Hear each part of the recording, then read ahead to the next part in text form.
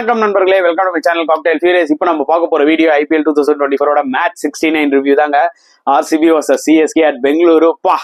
என்ன ஒரு டிராமா, என்ன ஒரு ஃபினிஷ், வாய்ப்பே கிடையாதுங்க. One of the such awaited மேட்ச்னே நம்ம சொல்லலாம். அத்தனை கோடி மக்கள் இந்த மேட்சை பார்த்துருக்காங்க. அண்ட் ஆர்சிபியும் அதுக்கேற்ற மாதிரி பார்த்தீங்கன்னா 5 out of 5ல இருந்து 6 out of 6 வின் பண்ணி குவாலிஃபயருக்கு போயிருக்காங்க.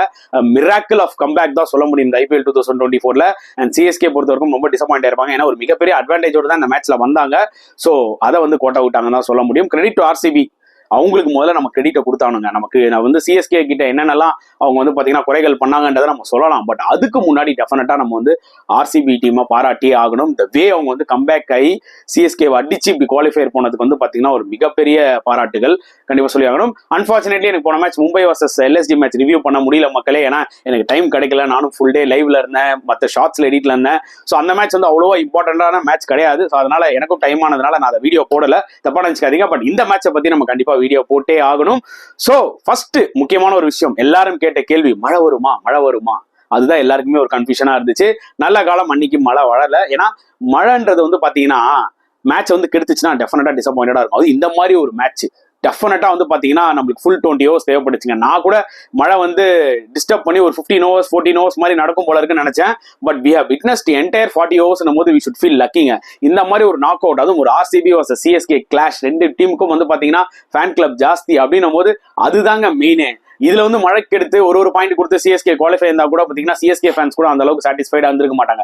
ஒரு மேட்ச் நடந்துதான் சிஎஸ்கே வின் பண்ணி போகணும்னு நினைச்சிருப்பாங்க. அண்ட் அதுக்கேற்ற மாதிரி நடக்கலனாலும் பட் ஆர்சிபிக்கு கிரெடிட் கொடுத்தே ஆகணும். சோ முக்கியமான டாஸ் வின் பண்ணாரு ஆக்சுவலா ருத்ராஜ் கைக்வாட். வின் பண்ணி சேசிங் எடுத்தாரு, which is a good decision. ஏன்னா மழை எப்போனாலும் வரும்ன்ற மாதிரி ப்ரெடிக்ஷன்ல இருந்தது. டியூ அதிகமா இருக்கும், ஈரத்தனம் அதிகமா இருக்கும் பால்ல, சோ ஈஸியா இருக்கும் சேஸ் பண்றதுக்கு. பட் ஆர்சிபி 218 ரன்ஸ் நல்ல ஸ்கோர் போஸ்ட் பண்ணாங்க. அண்ட் சிஎஸ்கேக்கு 201 ரன்ஸ் அடிச்சா போதும் குவாலிஃபை ஆகுது. புரியுதா உங்களுக்கு? அது ஒரு அட்வான்டேஜோட தான் அவங்க கேமுக்குள்ள வந்தாங்க. அண்ட் ஆர்சிபி பேட்ஸ்மேன்ஸ் பொறுத்தவரைக்கும் எல்லா பேட்ஸ்மேனுக்கும் நீங்க கிரெடிட் கொடுக்கலாங்க. ஆனா முக்கியமா Faf du Plessis and Virat Kohli ரெண்டு பேரும் ஓப்பனிங்ல வந்து பாத்தீங்கன்னா தரமா விளையாண்டாங்க. அவங்க தான் பேஸே செட் பண்ணாங்க. எஸ்பெஷலி விராட் கோலியோட இன்டென்ட் அல்டிமேட்டா இருந்துச்சு. புரியுதா உங்களுக்கு? ஃபேப் இனிஷியலா கொஞ்சம் டைம் எடுத்துக்கிட்டாரு, இருந்தாலும் அவர் விளையாடின 54 ரன்ஸ் ரொம்ப ரொம்ப குரூஷியல். அதுக்கப்புறம் பட்டிட்டார் வந்து விளையாண்டார் ஒரு கேமியோ. எல்லாருமே விளையாட்டு போனாங்க. மேக்ஸ்வெல்ல இருந்து, கிரீன்ல இருந்து, டிகேல இருந்து எல்லாருமே அவங்கவுங்க ரோலை செம்மையா விளையாட்டு போனாங்க தான் சொல்ல முடியும். அண்ட் நல்லா ஞாபகம் வச்சுக்கோங்க, 3 hours 31 இருந்தாங்க ஆர்சிபி. அதுக்கப்புறம் மழை வந்தது, ஒரு சின்ன மழை வந்தது, ஒரு பிரேக் ஆச்சு. அதுக்கப்புறம் வந்து ஸ்பின்னர்ஸ் வந்தாங்க, தீக்ஷனா அண்ட் சாண்டர். ஒரு 3-4 ஓவர் பெருசா ரன்னே வரலாங்க. ஏன்னா கிரிப் இருந்தது விக்கெட்ல. ஸோ ரொம்ப ஸ்ட்ரகிள் ஆனாங்க. பட் அந்த 8வது ஓவருக்கு மேலதான் அவங்க அட்டாக் பண்ண ஆரம்பிச்சாங்க. எங்க வந்து அவங்க மெயினா வந்து கான்சென்ட்ரேட் பண்ணாங்கன்னா ஜடேஜாவோட போலிங்ல தான். அவரை கவுண்டர் அட்டாக் பண்ண பார்த்தாங்க. எஸ்பெஷலி விராட் கோலி அவர் ஒரு ஓவர்ல 20 ரன் அடிச்சாரு பாருங்க. அப்பதான் கேம் முன்னுமே சேஞ்ச் ஆச்சு. அது வரைக்கும் ஸ்ட்ரைக் ரேட், என்ன சொல்றது, ரன் ரேட்னு பாத்தீங்கன்னா கிட்டத்தட்ட ஒரு 8.5 தான் இருந்துச்சு. அந்த ஒரு ஓவர்ல 20 ரன் அடிச்சோடனே அவங்க வந்து பாத்தீங்கன்னா 9 மேல அப்படியே மெயின்டைன் பண்ணிட்டே இருந்தாங்க. அண்ட் கடைசியா நிறைய பேர் கேமியோஸ் விளாடுனதுனால அவங்களால 218 அடிக்க முடிஞ்சது. அண்ட் சிஎஸ்கே போலர்ஸ் அப்படின்னு நீங்க எடுத்துக்கிட்டீங்கன்னா எனக்கு தெரிஞ்சு பிக் ஆஃப் த போலர்ஸ் டெஃபினட்டா சாண்டர் அண்ட் தீக்ஷனாங்க. ஒரு சாண்டர் என்னடா 4 ஓவர் போட்டு 23 ரன், ஒரு விக்கெட். தீக்ஷனா 4 ஓவர் போட்டு விக்கெட் எடுக்கலனாலும் 25 ரன்ஸ் தான் கொடுத்தாரு. சரியான போலிங். பட் ஜடேஜா ஒரு எக்ஸ்பீரியன்ஸ் இந்தியன் போலர். அவரோட ஃபார்ம் தான் இந்த சீசன்லேயே ரொம்பவே கவலைக்கிடமா இருக்குங்க. ஏன்னா 2 மேட்ச் தான் நல்லா போட்டாரு. லைட்டா ஒரு ஸ்பின் விக்கெட்டா இருந்துச்சு, நல்லா போட்டாரு. இந்த விக்கெட்டையும் டேர்ன் இருந்துச்சு. ஆனா ஓவரா அடிச்சு போட்டாரு. அங்கதான் மிஸ்டேக் பண்ணிட்டாரு ரவீந்திர ஜடேஜா. அவர் வந்து பாத்தீங்கன்னா பாலை கொஞ்சம் ஃபிளைட் பண்ணி கொஞ்சம் நிறுத்தி போட்டிருக்கணும். எப்படி சாண்டர் போட்டாரோன்ற மாதிரி டெஃபினட்டா எஃபெக்டிவா இருந்திருக்கும் தான் என்னோட ஒரு பாயிண்ட் ஆஃப் வியூ. பட் அது அவர் பண்ணல. அதை செமையா கேஷ் இன் பண்ணிட்டாங்க RCB bowlers. And CSK fast போலர்ஸை பத்தி பெருசா சொல்லிக்கிறதுக்கு எதுவுமே இல்லைங்க. ஏன்னா ஆல்ரெடி அவங்க கிட்ட ஃபிஸ் கிடையாது, பத்திரனா கிடையாது. இது எல்லாமே அவங்க மிஸ் பண்றாங்க. நம்மளுக்கு தெரியும் ஷர்துல் தாக்கூர் ஆன் இஸ் டே திடீர்னு நல்லா போடுவார், ஆனா வாரி வழங்குவாருன்னு. சிமர்ஜித் ஒரு மேட்ச் நல்லா போடுவாரு, இன்னொரு மேட்ச் ரன் கொடுப்பாருன்னு. தேஷ்பாண்டே டீசெண்டா ஆக்சுவலா பண்றாரு. எஸ், ஒரு ஓவர்ல தான் அதிகமா ரன் கொடுத்தாரு, ஆனா 3 ஓவர் ஆக்சுவலா ஒரு டீசெண்டா போட்டாருன்னு தான் சொல்ல முடியும். சோ கண்டிப்பா நம்ம வந்து இந்த ஃபாஸ்ட் பவுலிங் டிபார்ட்மெண்ட் எப்படி வேணாலும் கிளிக் ஆகும் அப்படின்றது நம்மளுக்கு நல்லா தெரியும். பட் அதுக்கேற்ற மாதிரி தான் வந்து பாத்தீங்கன்னா எக்ஸ்பென்சிவா போயிட்டாங்க. Simarjeet 1 over 19 runs. ஸோ அவருக்கு இன்னும் ஒரு ஓவர் கொடுத்துருக்கலாம் ருத்ராஜ் கைக்வாட். அந்த பாயிண்ட்டுக்கு வருவோம். And Shardul Thakur 4 over 61, too expensive. New பால்லையும் சரி, டெத்லையும் சரி, அவரோட அந்த போலிங் தான் வந்து பாத்தீங்கன்னா கொஞ்சம் மிகப்பெரிய டிஃபரன்ஸா வந்து அமைஞ்சது இந்தியன். அண்ட் எஸ், ஸோ இவ்வளோ ரணகலத்துல சில விஷயங்கள் ருத்ராஜ் கைக்வாட் ஆஸ் அ கேப்டனா பண்ணிருக்கலாம்னு எனக்கு தோணுச்சு. ஏன்னா நல்லா புரிஞ்சுக்கோங்க, சிஎஸ்கேவோட ஃபீல்டிங் பெருசா நல்லா இல்லை. ஆஸ் அ கேப்டன் அவரே ஒரு கேட்ச் டிராப் பண்ணாரு, கிரீனோட கேட்ச். அது ரொம்ப ரொம்ப வைட்டலா போச்சு. அட் த சேம் டைம் வந்து பாத்தீங்கன்னா அவர் ஸ்பின்னர்ஸை வந்து எஸ் 2 ஸ்பின்னர்ஸை 4 overs போட விட்டாரு. ஓகே, ஜடேஜா 3 overs 40 ரன்ஸ் அவருக்கு அன்னைக்கு கிளிக் ஆலன்னு அவரை ஹோல்ட் பண்ணாரு. பட் எனக்கு தெரிஞ்சு ரச்சின் ரவீந்திராவை யூஸ் பண்ணிருக்கலாம் ஒரு 1 or 2 overs. ஏன்னா அவரும் நல்லா போடுவார். ஸோ பிச்சு டேர்ன் எடுக்குது. அண்ட் ஆர்சிபி கிட்ட வந்து பாத்தீங்கன்னா எல்லாமே ரைட் ஹேண்ட் பேட்ஸ்மேன்ஸ். ஸோ அவருக்கு ஒரு 1 or 2 overs கொடுத்துருக்கலாம், ட்ரை பண்ணிருக்கலாம். ஏதாவது ஒரு வித்தியாசம் வித்தியாசமா பண்ணிருக்கலாம். அதுதான் MS தோனி ஆக்சுவலா ஜெனரலா சிஎஸ்கேக்கு பண்ணுவாரு. அவுட் ஆஃப் நோவேர் வந்து பாத்தீங்கன்னா ஏதாவது ஒரு வித்தியாசமா ட்ரை பண்ணுவாரு. சோ ருத்ராஜ் கைக்வாட் வந்து பாத்தீங்கன்னா ஒரு சின்ன கம்ஃபர்ட் ஜோன்ல இருந்து வெளியில வரணும்ன்றத நான் சொல்ல வரேன். அவரை நான் கிரிட்டிசைஸ் பண்ண விரும்பல. Because this is first time is captaining. அவரா இருக்கட்டும், அங்க சுமன் கில்லா இருக்கட்டும், அவங்களாம் ஏதாவது முதல் முறையா கேப்டன் பண்றாங்க ஐபிஎல்ல. இது அவங்களுக்கு ஒரு லேர்னிங் கர்வ் தான். மிஸ்டேக்ஸ் பவுண்ட் டு ஹேப்பன், அதுல எந்த தப்புமே கிடையாது. பட் நெக்ஸ்ட் இயர்ல அவங்க எப்படி இதை கம்பேக் ஆவாங்க, இது எப்படி ரெக்டிஃபை பண்ணிப்பாங்க, that is what is very very key. So ருத்ராஜோட கேப்டன்ஷிப் ஓவராலா நான் பார்க்கும்போது எனக்கு என்ன தோணுதுன்னா, எஸ்பெஷலி இந்த மேட்ச் நம்ம சொல்லுவோம், ஏன்னா ஸ்பின்னர்ஸ் வந்து 4 ஓவர் போட விட்டது பிரச்சனை கிடையாது. மேபி சிமர்ஜித் சிங் ஒரு ஓவர் 19 கொடுத்தாலும் ஒரு ஓவர் இன்னொரு எக்ஸ்ட்ரா கொடுத்துருக்கலாம் அவருக்கு. ஸோ தட் நீங்க என்ன பண்ணிருக்கலாம், ஷர்துல் தாக்கூர் ஒரு ஓவர் கம்மி பண்ணிருக்கலாம். அவர் 2 ஓவரும் போட்டு 2மே பயங்கரமா எக்ஸ்பென்சிவ் ஆன மாதிரி ஆயிடுச்சு. ஸோ இந்த மாதிரி சின்ன சின்ன விஷயங்கள் கொஞ்சம் டாக்டிக்கலா ஆக்சுவலா ருத்ராஜ் யோசிச்சிருக்கலாம் ஒரு இம்பார்ட்டன்ட் மேட்ச்ல. அதான் இல்லைன்னு தோணுச்சு. பிளஸ் ஆஸ் அ ஃபீல்டராகவும் அவர் கொஞ்சம் ரொம்ப ஸ்ட்ரகிள் ஆயிட்டாரு. கேப்டன்ஷிப்பும் ரொம்ப சுமாரா இருந்தது. பேட்டிங்லயும் பாத்தீங்கன்னா முதல் பால்லேயே டக் அவுட் ஆயிட்டாரு. ஸோ கம்ப்ளீட்லி நாட் இஸ் டே தாங்க சொல்ல முடியும். Such a crucial match. அப்போ வந்து பாத்தீங்கன்னா அவர் இந்த மாதிரி பண்ணது வந்து பாத்தீங்கன்னா அவருக்கும் ரொம்ப வருத்தமா இருந்திருக்கும் தான் சொல்ல முடியும். அண்ட் இந்த டார்கெட்டை சேஸ் பண்ணும்போது நான் சொன்ன மாதிரி ருத்ராஜ் கைக்வாட் ஃபர்ஸ்ட் பாலே out. Huge credit to Faf du பிளஸிஸோட கேப்டன்ஷிப்ங்க. அல்டிமேட்டா பண்ணாருங்க. அவரோட கேப்டன்ஷிப் தரமா இருந்துச்சு. இந்த வே அவர் வந்து பாத்தீங்கன்னா மேக்ஸ்வெல் எடுத்துட்டு வந்தது ஃபர்ஸ்ட் ஓவர். அண்ட் நிஜமா அதெல்லாம் மாஸ்டர் ஸ்ட்ரோக். ஃபர்ஸ்ட் பாலே வந்து அது வந்து ஓசி விக்கெட்னு சொல்லலாம். பட் ஸ்டில் பிரஷர் போட்டாங்களா RCB. That is what is key. அதுக்கப்புறம் மிச்சலும் ஒரு புவரான ஒரு ஷாட். ஜென்ரலா கொஞ்சம் டைம் எடுத்துப்பாரு. இந்த மேட்ச்ல ரொம்ப இன்டென்ட் காமிக்கிறேன்னு சொல்லிட்டு பாத்தீங்கன்னா அவரும் ஒரு புவர் ஷாட்ல அவுட் ஆயிட்டாரு. எப்பவுமே சிஎஸ்கே ஒரு பெரிய டார்கெட்டை சேஸ் பண்ணும்போது பவர் பிளேல 2 விக்கெட் இல்ல 3 விக்கெட் விட்டுறாங்க. அப்புறம் எப்படி மொமெண்டம் எடுக்க முடியும்? But still Rachin Ravindra and Rahane இந்த மேட்ச்ல கம்பேக் ஆனாரு. 2 பேருமே ஆக்சுவலா கொஞ்சம் நல்ல ஒரு பார்ட்னர்ஷிப் கெயின் பண்ணிட்டு இருந்தாங்க. அண்ட் ஃபெர்கியூசன் வரும்போது ஃபர்ஸ்ட் பாலே ஸ்லோவர் பால், அந்த பால் ஷாட்டிங் கொஞ்சம் அவாய்ட் பண்ணிருக்கலாம் அஜிங்கர் ரஹானே. ஏன்னா ஃபெர்கியூசன் கொஞ்சம் விட்டு விளையாண்டிங்கன்னா கொஞ்சம் ஷார்ட்டா போடுவார், அரைக்குழி குத்துவார், எல்லாம் பண்ணுவாரு. ஆனா அதுவும் ஒரு புவர் ஷாட் ஆடி அவுட் ஆயிட்டாரு. அண்ட் அதுக்கப்புறம் வந்து பாத்தீங்கன்னா சிவம் தூபே வந்து ஒரு கேம் சேஞ்சிங் இன்னிங்ஸ் விளையாடினாரு. சிஎஸ்கே ஆர்சிபிக்கு தான் சொல்ல முடியும். It was a quite struggle. 7 runs of 15 balls. கண்டிப்பா வந்து பாத்தீங்கன்னா புவர் இன்னிங்ஸ்ங்க. டோட்டலாவே கேமே சேஞ்ச் ஆயிடுச்சுன்னு தான் நான் சொல்ல முடியும். ஸோ நல்லா பிளான் பண்ணாங்க ஆக்சுவலா ஆர்சிபி. அவர் உள்ள நுழைஞ்சானே ஃபாஸ்ட் போலர்ஸ் ஃபெர்கியூசன் நல்லா போட்டார். அவருக்கு நல்லா பேக் ஆஃப் லென்த் போட்டு ஷார்ட் கவர்ஸ்ல விராட் கோலி நிக்க வச்சிட்டாங்க. பின்னாடி ஒரு 2 பேரை வச்சிட்டாங்க. அவருக்கு ஃப்ரீடமே கொடுக்கல. ஸோ தடவிந்தாரு. ஸ்பின்னர்ஸும் அடிக்கும் போது கிளியரா தெரிஞ்சது. அன்னைக்கு தூபே ஆடும் போதே ஒரு லைஃபும் கிடைச்சது அவருக்கு. பட் அவர் விளையாடும் போது கிளியரா தெரிஞ்சது this is not is day, struggle தான் ஆக போறாருன்னு.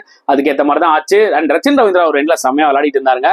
பட் அன்பார்ச்சுனேட்லி அவர் ரன் அவுட் தான் வந்து கேமே சேஞ்ச் ஆச்சு. என்ன பொறுத்தவரைக்கும் ஒரு கேம் சேஞ்சிங் மூமெண்ட் எடுத்துக்கிட்டீங்கன்னா ரச்சின் ரவீந்திராவோட ரன் அவுட் தான் நான் சொல்லுவேன். அதுக்கப்புறம் லாஸ்டா ஒரு விண்டேஜ் பார்ட்னர்ஷிப் பார்த்தோம்னு வச்சுக்கோங்க. MS தோனி அண்ட் ஜடேஜா வேற லெவல்ல இருந்தது. கேமை எங்க இருந்து எங்க எடுத்துட்டு வந்தாங்க பாருங்க. ஜடேஜாவும் நல்லா விளாண்டாரு, MS தோனியும் சூப்பரா விளாண்டாரு. லாஸ்ட் ஓவர் 6 balls 17 எடுத்துட்டு வந்தாங்க. நல்லா ஞாபகம் வச்சுக்கோங்க. 7 balls 23 இருக்கும்போது ஃபெர்கியூசனை தூக்கி ஸ்கொயர் லெக்ல ஒரு 6 விட்டாரு ஜடேஜா. அதுக்கு அடுத்த பால் 6 balls 17ல யாஸ்டேயால் பால்ல 110 மீட்டர் 6 விட்டாரு MS தோனி. அப்போ நம்ம 5 balls 11 ரிக்வயர்ட் சிஎஸ்கேக்கு குவாலிஃபை ஆகிறதுக்குன்னு ஒரு சிச்சுவேஷன் இருக்கும்போது நம்ம என்ன நினைச்சோம், இது வந்து செம செட்டப் தான், அதுவும் MS தோனி முடிக்கணும் தான் எழுதி வச்சிருக்கு போல அப்படின்ற மாதிரி நினைச்சோம். லிட்டரலி ஃபேவர் வந்து பாத்தீங்கன்னா சிஎஸ்கே சைட்ல தான் இருந்தது. பட் வாட் லாஸ்ட் ஓவருங்க ஃப்ரம் எஸ் தயால். அந்த 6 கொடுத்துட்டு அதுக்கப்புறம் வந்து பாத்தீங்கன்னா ஒரு பேஸ் கொடுக்காம பேக் அண்ட் ஸ்லோ டெலிவரி எவ்வளவு பியூட்டிஃபுல்லா போட்டு அந்த MS தோனி விக்கெட்டை எடுத்தாரு. அதுக்கப்புறம் மிச்சம் இருக்கிற 4 பால் 11 runs to winல just 11 runs to qualify CSK. அதுல வந்து பாத்தீங்கன்னா ஜஸ்ட் 1 run தாங்க கொடுத்தாரு. 2 balls 10 runs to win. Jadeja விளையாடும் போது பாத்தீங்கன்னா லிட்டரலி 2 பாலும் ஜடேஜா ஒரு செட் பேட்ஸ்மேன் பீட்டன் ஆனாருங்க. சான்ஸே கிடையாது. Huge credit to S Dayal. ஏன்னா நல்லா ஞாபகம் வச்சுக்கோங்க மக்களே, லாஸ்ட் இயர் வந்து ரிங்கு சிங் அவர் 5 ball 5 6 அடிச்சாரு. யாஸ் தயால் அப்படியே ஒரு மாதிரி கலங்கி போயிருந்தாரு. ஏன்னா இஸ் அ குட் bowler. அந்த மேட்ச்ல வேணா அவர் ரன் கொடுத்துருக்கலாம், அதுக்காக அவர் பேட் bowler கிடையாது. பட் அதெல்லாம் தாண்டி இன்னைக்கு வந்து இந்த ஐபிஎல்ல சூப்பரா பெர்ஃபார்ம் பண்ணி ஒரு MS தோனி மாதிரி ஒரு விக்கெட்டை அது எடுத்து அண்ட் ஆர்சிபியை வின் பண்ண வச்சிருக்காருன்னா கண்டிப்பா திஸ் இஸ் வாட். இதுல நம்ம லைஃப்ல நிறைய லேர்ன் பண்ணிக்கலாம் பிரதர்ஸ்.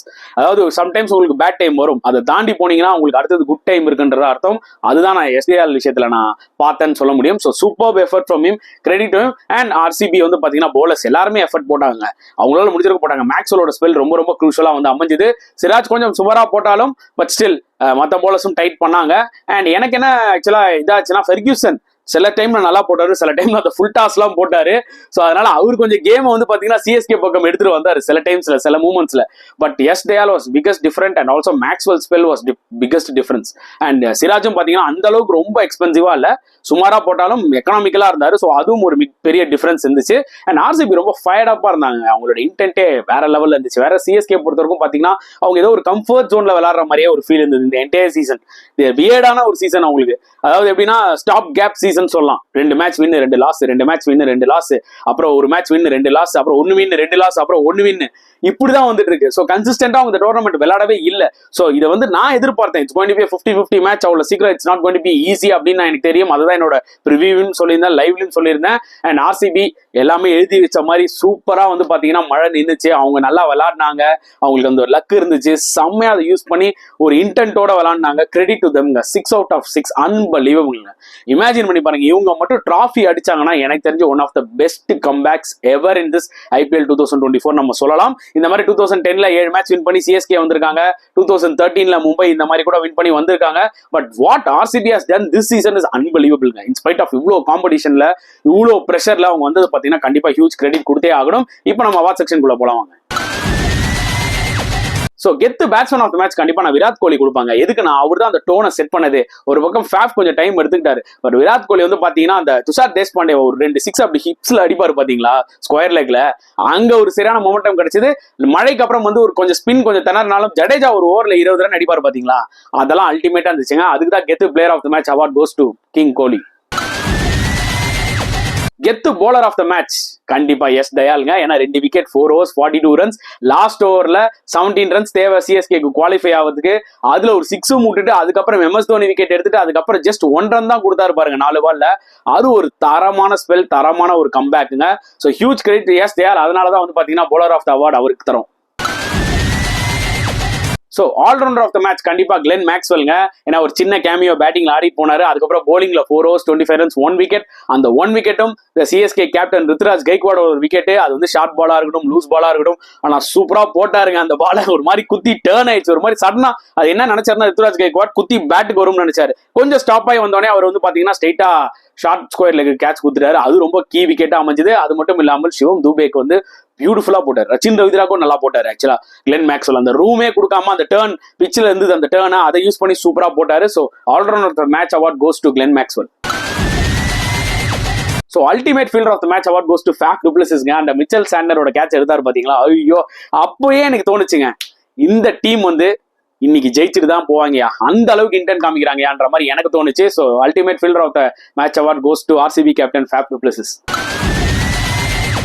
ஸோ சொதப்பல் ஆஃப் த மேட்ச், சொதப்பல் ஆஃப் த மேட்ச் எனக்கு கேட்டால் நான் கண்டிப்பா ஷர்துல் தாக்கூர் தான் சொல்லுவேன். ஏன்னா எத்தனை ஃபுல் டாஸ்ங்க நீங்க வந்து பிச் பண்ணி போடுங்க, பேட்ஸ்மேன் அடிக்கணும். ஃபுல் டாஸ்க்கு வந்து பாத்தீங்கன்னா நீங்க எந்த ஒண்ணுமே பண்ண முடியாது. ஃபுல் டாஸ் நீங்க எந்த பிச் கண்டிஷன்ஸ்லயும் போட்டாலும் பால் பிச்சில் குத்துனா தானே ஏதாவது ஒன்று ஆகிறதுக்கு. நீங்க ஃபுல் டாஸ் போட்டீங்கன்னா யார் வேணாலும் அடிக்கலாம். அந்த அளவுக்கு போட்டாரு. கொஞ்சம் ரொம்பவே புவரான மேட்ச் அவருக்கு. அது it costed the match for CSK நான் சொல்லுவேன். ஸோ சொதப்பல் ஆஃப் த மேட்ச் அந்த award goes to Shardul Thakur. And turning point of the match எனக்கு தெரிஞ்சு பாத்தீங்கன்னா ரச்சின் ரவீந்திராவோட ரன் அவுட்டுங்க. ஏன்னா பியூட்டிஃபுல்லா விளையாடிட்டு இருந்தாரு, 60 odd runs ஃபென்டாஸ்டிக்கா விளையாடிட்டு இருந்தாரு. எனக்கு என்ன தோணுச்சுன்னா அவர் நின்னுந்தாருன்னா கண்டிப்பா கேமை முடிச்சிருப்பாருன்னு. குவாலிஃபிகேஷன் மட்டும் இல்ல கேமே முடிச்சிருப்பாருன்ற மாதிரி எனக்கு தோணுச்சு. ஏன்னா அந்த அளவுக்கு சூப்பரா மிடில் பண்ணி விளையாடிட்டு இருந்தாரு. அவரோட ரன் அவுட் கிளியரா அப்பவே தோணுச்சு, ஓகே இதுதான் வந்து டர்னிங் பாயிண்ட் அமைய போகுதுன்னு சொல்லிட்டு. ஸோ அதுக்கு தான் வந்து எனக்கு அது கன்ஃபார்மா ஃபீல் ஆச்சுங்க. அவரோட ரன் அவுட் தான் turning point of the match for sure. Okay guys, award செக்ஷன்லாம் பார்த்திருப்பீங்க. ஸோ என்ஜாய் பண்ணிருப்பீங்கன்னு நினைக்கிறேன். So obviously CSK fans will be disappointed. But ஒரு விஷயம் நான் சிஎஸ்கே ஃபேன்ஸ் கிட்ட சொல்லிக்கிறேன், இது வரைக்கும் அவங்களும் 5 trophy வின் பண்ணியிருக்காங்க. அண்ட் மும்பையும் பார்த்தீங்கன்னா 5 trophy வின் பண்ணியிருக்காங்க. ஸோ 2 பெரிய டீமுமே இந்த வாட்டி குவாலிஃபை ஆகல டாப் 4க்கு. So this season we are going to see a new winner. அதுல எந்த ஒரு தப்பும் இல்லை. எல்லா வருஷமும் சிஎஸ்கே எம்ஐ அடிச்சுக்கிட்டே இருந்தாங்கன்னு வச்சுக்கோங்களேன். மற்ற ஃபேன்ஸுக்கும் வந்து பார்த்தீங்கன்னா ஐபிஎல் பார்க்கறதுக்கு கொஞ்சம் போரா இருக்கும்.